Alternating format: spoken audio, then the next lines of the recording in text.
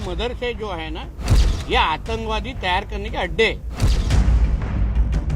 नफरत के पुजारी लोग सिर्फ और सिर्फ पोलराइज करने के लिए हर इशू में मुसलमानों को बदनाम करने की बात कर रहे हैं। नीतीश राणे जी को इनविटेशन देना चाहता हूं आपके माध्यम से कि वो मेरे साथ में 10 मदरसों में चले और मदरसों में क्या सिखाया जाता है पहला वो समझ लें। कुछ कमअकल लोग अपनी ही सरकार पर, अपनी ही एजेंसियों पर सवाल उठाने का बराबर काम कर रहे हैं। नीतीश राणे जैसे लोग या हिमंता बिस्वा शर्मा जैसे लोग ये सिर्फ मलाई खाने के चक्कर में, बड़े बड़े ओहदों के चक्कर में ये लोग एक तरफा बोलते हैं। दरसों में कट्टरपंथी की पढ़ाई हो रही है, इस बात से बिल्कुल भी इनकार नहीं किया जा सकता है। को जिहाद करने के लिए उकसाया जाता है। ये पाकिस्तान से आतंकवादियों से मिले रहते हैं। सवाल इस बात का है कि सारे आतंकवादी मुसलमान क्यों निकलते हैं।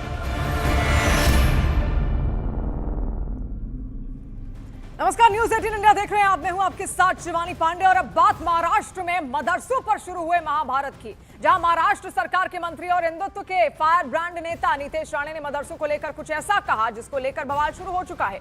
मौलानाओं ने नीतीश राणे के खिलाफ मोर्चा खोल दिया है। देखिए, महाराष्ट्र सरकार में मंत्री नीतीश राणे ने मदरसों को आतंकवाद का अड्डा बताया, जिस पर मौलानाओं ने आपत्ति जाहिर की। मौलानाओं ने दलील दी कि अगर मदरसों में आतंकवाद का पाठ पढ़ाया जा रहा है तो सरकार और एजेंसियां क्या कर रही हैं, क्यों एक्शन नहीं लिया जा रहा। मौलानाओं का ये कहना है कि मदरसों का टारगेट उनको किया जा रहा है और यही काम बीजेपी हमेशा से करती रही है। दरअसल नीतीश राणे ने कहा था कि मदरसे आतंकवाद का अड्डा बनते जा रहे हैं और इनका शिक्षा से कोई लेना देना नहीं है। पहले आपको नीतीश राणे का वो बयान सुनवाते हैं।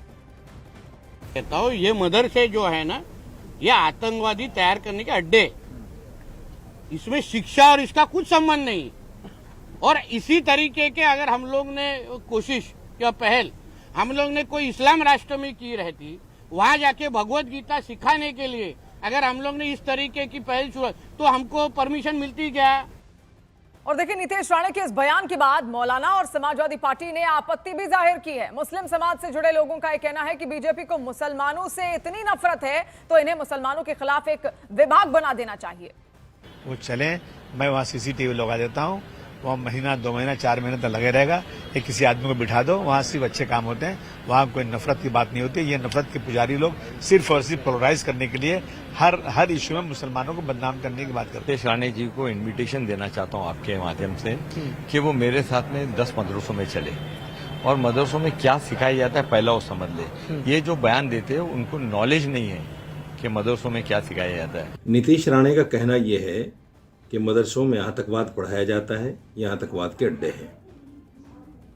बड़ा सवाल ये है कि सरकार क्या कर रही है और हमारी एजेंसियां क्या कर रही हैं। क्या उनको ये पता नहीं कि देश में क्या हो रहा है। मैं बहुत जिम्मेदारी के साथ कह रहा हूँ कि नीतीश राणे जैसे लोग या हिमंता बिस्वा शर्मा जैसे लोग ये सिर्फ मलाई खाने के चक्कर में, बड़े बड़े ओहदों के चक्कर में ये लोग एक तरफा बोलते हैं और मुसलमानों को टारगेट करते हैं। और देखिए, एक तरफ बयान का विरोध हो रहा है तो दूसरी तरफ उत्तर प्रदेश के मंत्री रविंद्र जायसवाल ने कहा कि जब भी कोई आतंकवादी पकड़ा जाता है तो मुस्लिम ही क्यों निकलता है। इसके साथ ही फैज खान ने कहा कि मदरसों में कट्टरपंथी सोच सिखाई जाती है, इस बात से इनकार नहीं किया जा सकता। सवाल इस बात का है कि सारे आतंकवादी मुसलमान क्यों निकलते हैं। क्वेश्चन मेरा यह है, अगर कई हजार आतंकवादी अब तक पकड़ चुके होंगे, वह मुसलमान क्यों निकल रहे हैं। क्योंकि इनको गुमराह किया गया है जिहाद करने के लिए, इन्हें मिसगाइड किया गया है कि इससे जिहाद करो जन्नत मिलेगा। दरसों में कट्टरपंथी की पढ़ाई हो रही है, इस बात से बिल्कुल भी इनकार नहीं किया जा सकता है। और आरिफ मोहम्मद खान साहब भी इस बात को कई बार कह चुके हैं कि मदरसों के सिलेबस में कुछ ऐसा पढ़ाया जाता है कट्टरपंथी की पढ़ाई, और फिर वही लोग जाकर इमाम बनते हैं और मस्जिद के मिंबरों पर बैठकर कट्टरपंथी बातों को बढ़ाते हैं, जिससे मुसलमान में कट्टरपंथ फैल रहा है। और तो देखिए, इतनी सारी प्रतिक्रियाएं आपने यहाँ पर सुनी, इसी को लेकर आज बहस करना भी बहुत ज्यादा जरूरी यहाँ पर है कि क्या वाकई ऐसा होना चाहिए, क्या वाकई मदरसों में ऐसी शिक्षा कुछ दी जा रही है जिससे जो बच्चे हैं उनका ब्रेन वॉश किया जा रहा है, क्या वाकई उनको बरगलाया जा रहा है, या जो पढ़ाई है वो होनी चाहिए। और इस वक्त मौलाना साजिद रशीदी हैं, वो हमारे साथ जुड़ चुके हैं, आपका बहुत स्वागत है। गुलाम हाफिज साहब हैं, मुस्लिम स्कॉलर हैं, वो भी हमारे साथ जुड़ चुके हैं, बहुत स्वागत आपका। विक्रम सिंह है, पूर्व DGP है उत्तर प्रदेश के, आपका बहुत स्वागत। और कुछ देर में विनोद बंसल जी भी हमारे साथ यहाँ पर जुड़ेंगे। और जुड़ चुके हैं इस वक्त विनोद बंसल जी, विश्व हिंदू परिषद के। आपका बहुत बहुत स्वागत है। शुरुआत करेंगे सीधे यहाँ पर मौलाना साजिद रशीदी के साथ ही। रशीदी जी, इससे पहले आपका बयान भी हमने यहाँ पर सुन लिया, लेकिन क्या जो प्रतिक्रियाएं सामने यहाँ पर आ रही हैं, आपको ऐसा लगता है वाकई क्या आतंकवादी सोच के साथ यहाँ पर पढ़ाया जाता है बच्चों को? देखिए, विक्रम सिंह जी बैठे हुए हैं, डीजीपी रहे हैं, इनको जानकारी है, पता है। मदरसों में सिर्फ और सिर्फ इस्लाम की तालीम दी जाती है, कुरान पढ़ाया जाता है, हदीस पढ़ाई जाती है। अगर ये कट्टरवाद है तो हमें स्वीकार है, भाई ठीक है, हम कट्टरवाद पढ़ा रहे हैं, क्योंकि कुरान पढ़ना हमारे लिए अनिवार्य है, हदीस पढ़ना हमारे लिए अनिवार्य है। रही बात इस बात की कि मदरसे आतंकवाद का अड्डा है, आतंकवाद पढ़ाया जाता है, ये तो देश की एजेंसियों पर सीधा सवाल है।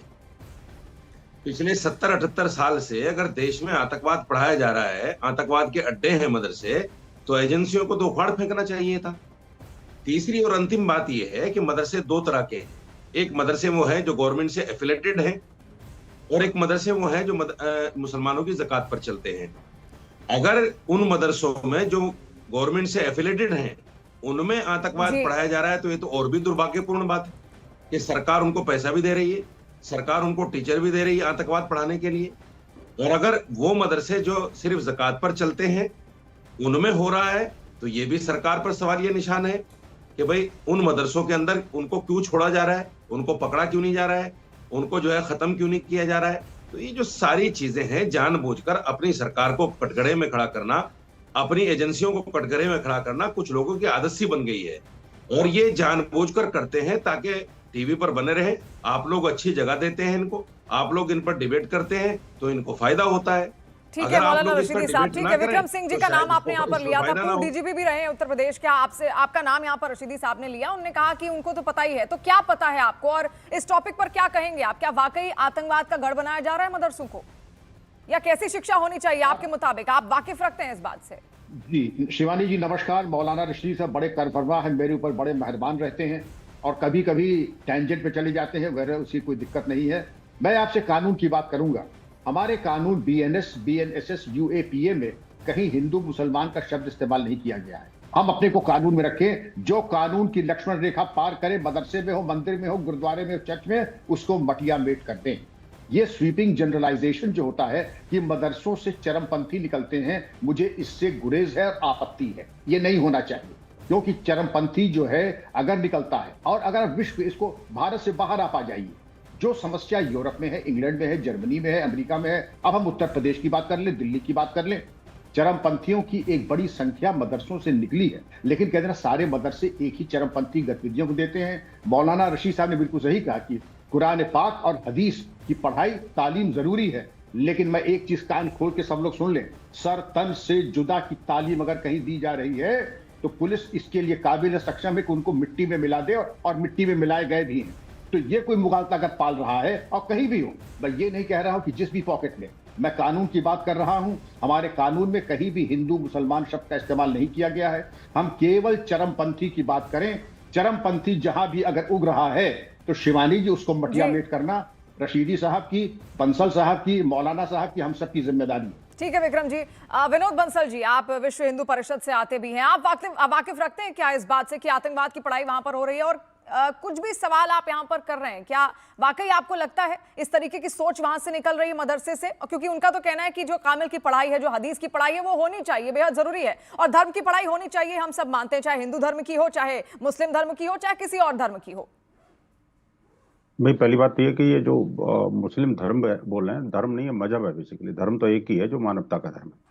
और दूसरी बात ये है कि देखिए, जहाँ तक मदरसों का सवाल है, तो कौन नहीं जानता कि मदरसों के अंदर से कितनी बार आतंकवादी पकड़े गए, कितनी बारी मदरसों से नकली नोट की छपाई हो रही थी, ये हमने देखा है। हमने ये भी देखा है कि मदरसों से किस तरह से बम विस्फोट के अड्डे पकड़े गए। हमने ये भी देखा कि मदरसे के जो मौलवी हैं और पादरी हैं, और जो मौलवी और जो मौलाना हैं, वो स्वयं बम ब्लास्ट करते हुए पकड़े गए। आप देखिए कि एक अभी बिहार के अंदर कम से कम नहीं तो 500 स्थानों पर बम विस्फोट हुए पिछले कुछ वर्षों में, और आप देखिए कि उनमें अधिकांश मदरसे और मस्जिदें हैं। आप ये तथ्यों को कोई नकार नहीं सकता।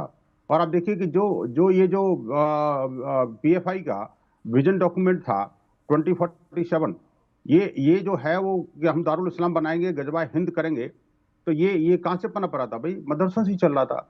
आप मुझे बताइए कि क्या दारुल उलूम देवबंद से वो आतंकवादी नहीं पकड़े गए थे क्या? कौन इनकार कर सकता है कि अभी यहाँ जम्मू कश्मीर से भी मदरसे से आतंकवादी पकड़े गए थे? लिस्ट चाहिए तो मैं लिस्ट भिजवा दूंगा, मेरे पास लिस्ट भी है, वो कई सारे मदरसे हैं। और देखिए इसी कारण जो है अभी जो बात कर रहे हैं कि सिर्फ स्टेटमेंट की बात नहीं है, कश्मीर अपने आसाम के अंदर भी बहुत सारे मदरसों को बुलडोज किया गया था पिछले कुछ वर्षों में। और ऐसा भारत को अगर छोड़ दें तो भी पाकिस्तान के अंदर भी कई मदरसों को बुलडोज किया गया, यही आतंकवादी गतिविधियों के चलते।